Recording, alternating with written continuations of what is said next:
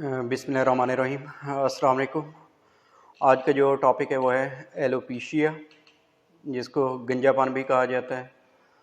तो अब इसको अगर हम देखें तो बेसिकली होता है क्या है कि हमारे सर के जो बाल होते हैं वो पार्शली या फिर कम्प्लीटली तौर पे गिर जाते हैं।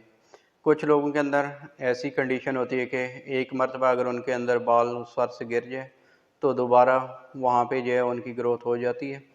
लेकिन कुछ लोगों के अंदर के जब एक मरतबा बाल गिर जाते हैं तो ये परमानेंट लॉस होता है।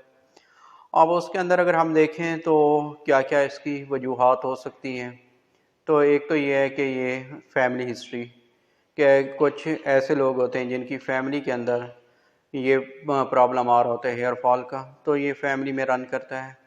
फिर इसके बाद ये है अगर हम देखें तो कुछ हार्मोनल चेंजेस आ जाती हैं, ख़ास तौर पे ऐसी फीमेल जो कि प्रेग्नेंट होती हैं तो ड्यूरिंग प्रेगनेंसी हार्मोनल इम्बैलेंस हो जाता है। इसी तरह ड्यूरिंग चाइल्ड बर्थ उस दौरान भी, और ऐसी फीमेल जो मेनोपॉज में चली जाती हैं तो उनके अंदर भी ये बाल्डनेस का प्रॉब्लम आ सकता है, हेयर लॉस हो जाते हैं। अब इसके कुछ मेडिकेशंस हैं, उन मेडिकेशंस के यूज़ की वजह से भी ये कंडीशन अपेयर हो सकती है। और इसी तरह कुछ स्किन डिजीज़ हैं, अगर वो बार बार हो रही हैं तो उनकी वजह से भी ये एलोपेशिया की कंडीशन हो सकती है। अगर इसके हम टाइप्स देखें तो 3 टाइप्स होती हैं इसकी। एक है एलोपेशिया एरिटा, के सर के ऊपर जो है बाल जो हैं वहाँ से पैचेस की फॉर्म के अंदर गिर रहे हों तो इसको हम एलोपेशिया एरिटा कहते हैं। फिर उसके बाद एलोपेशिया टोटैलिस है कि अगर सर के ऊपर जो है जितने भी बाल हैं वो सारे गिर जाएं तो उसको हम एलोपेशिया टोटैलिस कहते हैं। और नेक्स्ट जो है थर्ड जिसकी जो टाइप है वो है एलोपेशिया यूनिवर्सैलिस। तो इसके अंदर ये कंडीशन होती है कि पूरे जिस्म के ऊपर से बाल गिर जाते हैं। और ख़ास तौर पे ये जो कंडीशन होती है ऐसे पेशेंट्स जो इनके अंदर कैंसर हो और वो कीमोथेरापी कराते हैं तो कीमोथेरापी के दौरान ये कंडीशन अपेयर होती है कि उनके जिस्म से सारे बाल गिर जाएं। अब इसके अंदर अगर हम देखें तो इसकी क्या क्या अलामात हो सकती हैं, तो एक तो ये है कि उनके बाल जो है ईज़िली गिर जाते हैं, थिन होते हैं। स्किन जो स्कैल्प होती है उसकी जो स्किन होती है वो भी थिन हो जाती है। और वहाँ पे जो है बाज़ दफ़ा किसी भी स्किन डिजीज़ हो सकती है, जिस तरह रिंग वर्म्स है, डर्माटाइटिस है या फिर डैंड्रफ, उसकी वजह से वहाँ पे क्रस्ट की फॉर्मेशन भी हो सकती है। अब इसके अंदर अगर हम देखें तो इसका होम्योपैथिक ट्रीटमेंट के कौन कौन सी ऐसी मेडिसिन है जो कि हम दे सकते हैं, उससे इनका ट्रीटमेंट किया जा सकता है। तो फर्स्ट वन है हमारे पास सोराइनम है मेडिसन।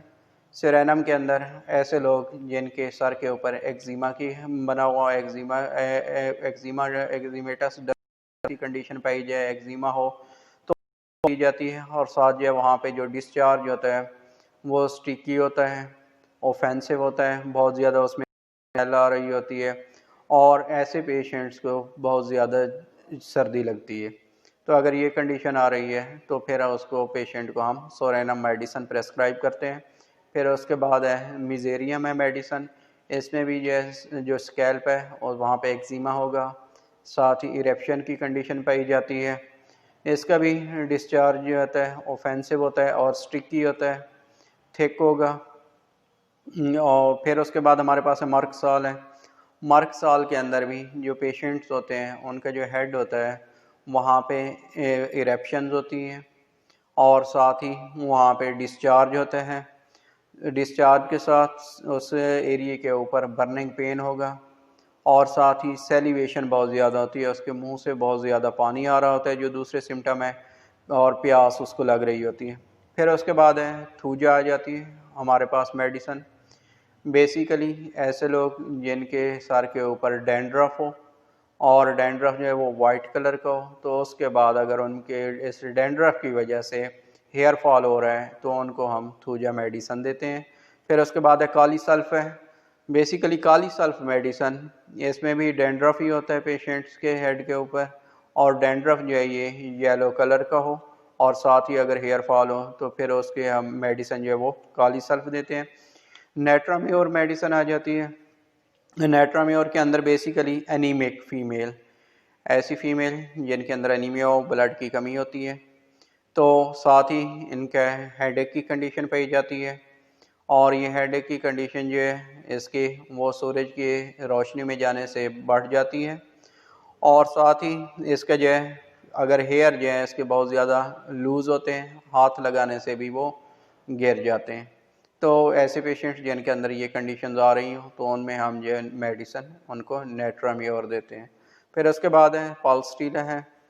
पल्सटीला के अंदर हम देखते हैं तो इसके अंदर भी एक्सेसिव हेयर फॉल की कंडीशन होती है, और ख़ास तौर पे आफ्टर डिलीवरी के कुछ ऐसी फीमेल होती हैं कि डिलीवरी के बाद बच्चा पैदा करने के बाद वो आके बताती हैं कि उनके बाल बहुत ज़्यादा झड़ रहे हैं, तो उनमें हम देते हैं। और ऐसी जो फीमेल होती हैं उनके अंदर वीपिंग टेंडेंसी होती है, थोड़े से एक्साइटमेंट भी हो तो उससे जो है ये रोने लग जाती हैं।